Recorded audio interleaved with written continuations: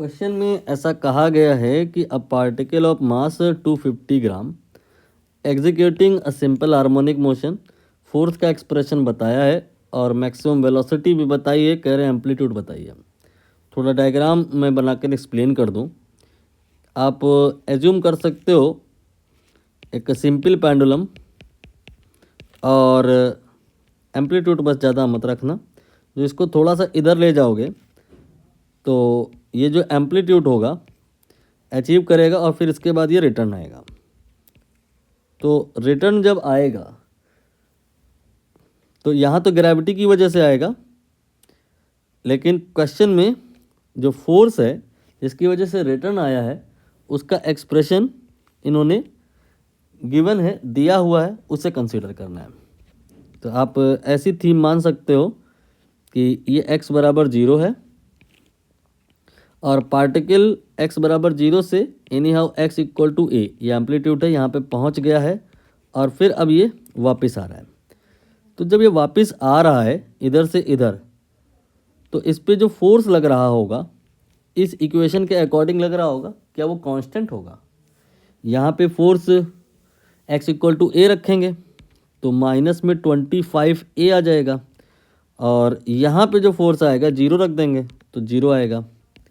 तो force variable है, इसका वर्क डन आई होप आपको निकालना आता होगा। इस वेरिएबल फोर्स का वर्क डन होता है हाफ के ए स्क्वायर। अब बात आएगी कि ये के क्या होता है।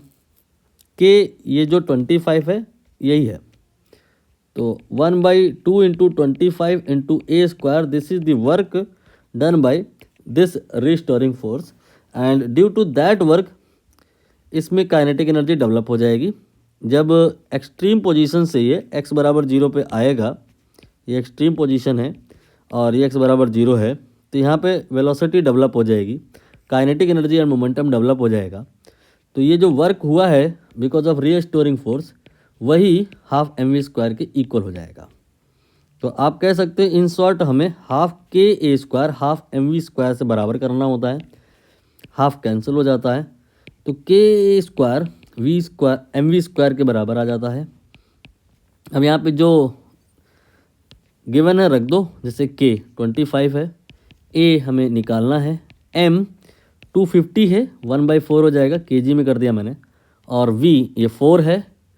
तो मैक्स वेलोसिटी से कंफ्यूज तो नहीं हो रहे हो? मैक्स स्पीड यहाँ पर जब ये बॉडी आ रही होगी तो इसी जगह पे तो होगी, तो यहाँ की स्पीड है ये 4, तो ये हो गया 4 एंड स्क्वायर ऑफ दैट, तो यहाँ पे हो गया 25a² इक्वल टू 16/4, ये तो 4 हो जाएगा। यहाँ से a² 4/25 आएगा और a का वैल्यू 2/5 आएगा। ये मीटर में है, सेंटीमीटर में कर लो, 100 से गुणा कर लो, तो ये आपका 20 × 2 40 सेंटीमीटर हो जाएगा, यानी कि इस जगह पे 40 फिल किया जाएगा। आंसर आ गया।